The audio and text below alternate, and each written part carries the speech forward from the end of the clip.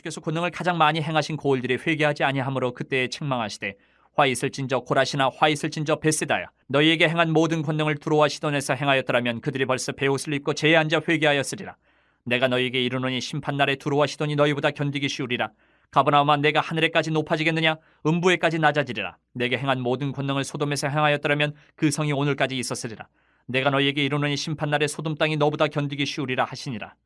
그때 예수께서 대답하여 이르시되 천재의 주제이신 아버지여 이것을 지혜롭고 슬기 있는 자들에게는 숨기시고 어린아이들에게는 나타내심을 감사하나이다.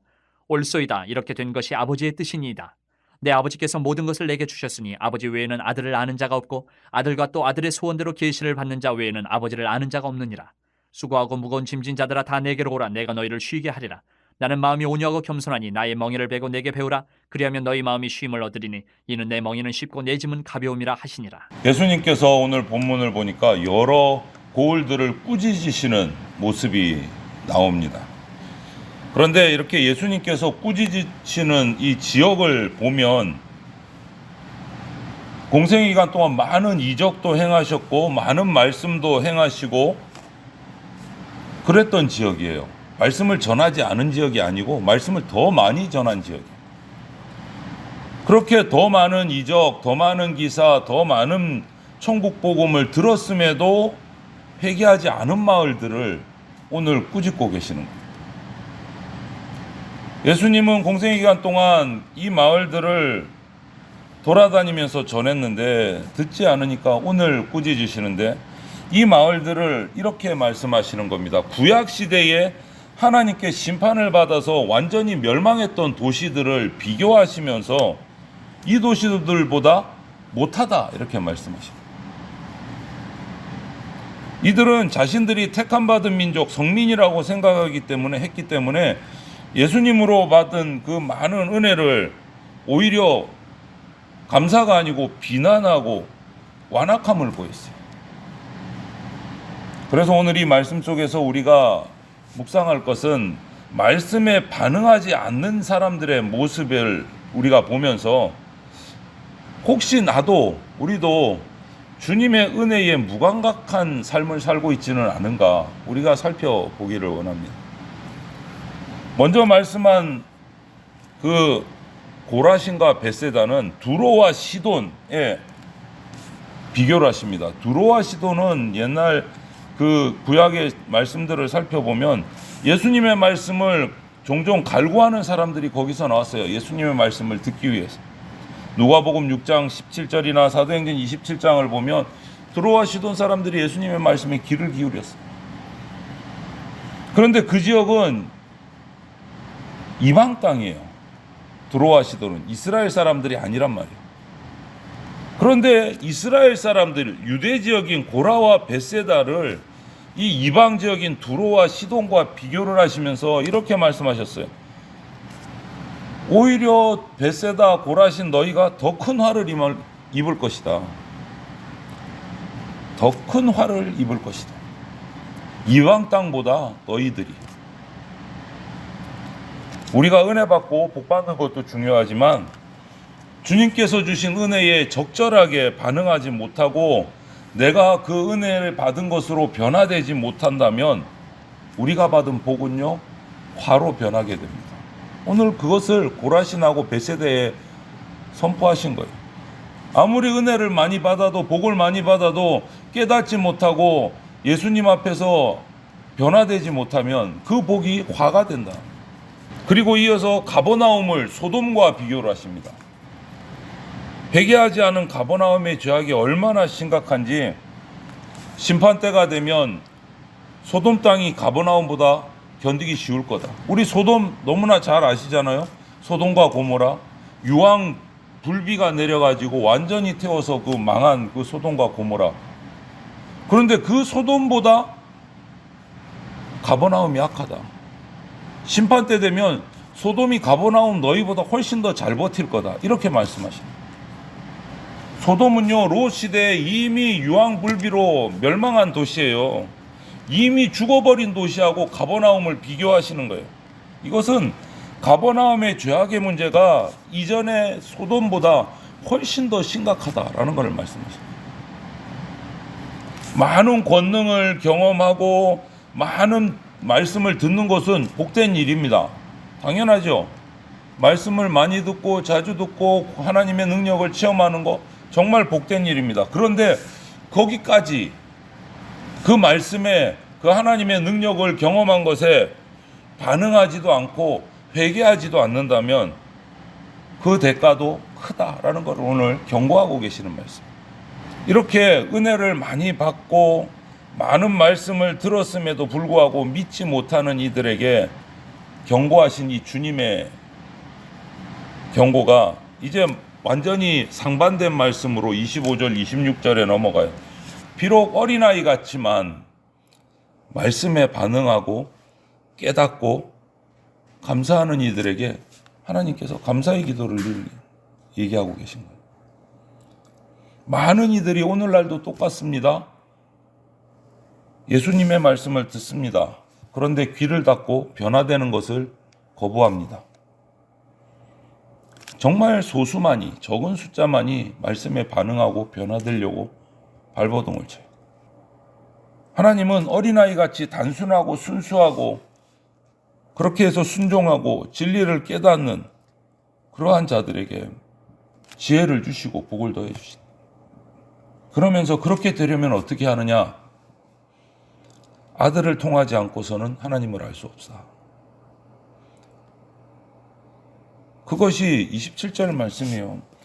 거룩하신 하나님께 나아가기 위해서는 어떤 방법, 어떤 인간의 지식이 아니라 예수 그리스도를 통해야만 하나님께 아버지께로 나갈 수 있다. 아들이 소원한 대로 그 계시받은 자만이 하나님을 알 수 있다. 구원의 길은 이렇게 단순한 거예요. 다른 데 없습니다. 바로 눈앞에 계신 주님이 아닌 다른 수단을 찾아서 헤매는 사람들 안 된다는 거예요. 주님께만 그 길이 있다. 그래서 예수님 뭐라고 말씀하십니까? 나는 길이요 진리요 생명이다. 예수님을 통해서만 아버지의 말씀을 깨닫고 아버지 하나님께로 나갈 수 있고 거기에 구원이 있다. 모든 사람은 하나님께 나가지 않으면 죄 때문에 죽을 수밖에 없는 존재입니다. 우리 너무나 잘 알고 있지 않습니까? 그렇기 때문에 우리의 삶은, 인생의 삶은요, 힘들 수밖에 없어요. 공고할 수밖에 없습니다. 피곤할 수밖에 없습니다. 왜? 죄의 문제가 해결되지 않았기 때문에. 그래서 예수님은 여기에 대한 대답을 주시는 거예요. 28절에 당신 안에서 안식이 쉼이 있을 것이다 말씀하시는 거예요. 그리고 28절에 그렇게 쉼이 있겠다 말씀하시고 29절에 이어서 뭐라고 하십니까? 나의 멍에를 메고 내게 배우라.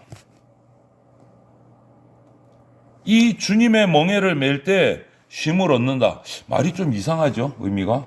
아니, 쉬려면 아무것도 안 메고 그냥 편안하게 있어야 쉬는 거 아니야? 그런데 주님의 멍에를 맬 때 쉼을 얻는다 얘기하세요. 그러나 여러분, 이게 이상한 말인 것 같지만 이렇게 우리가 살펴봐야 됩니다.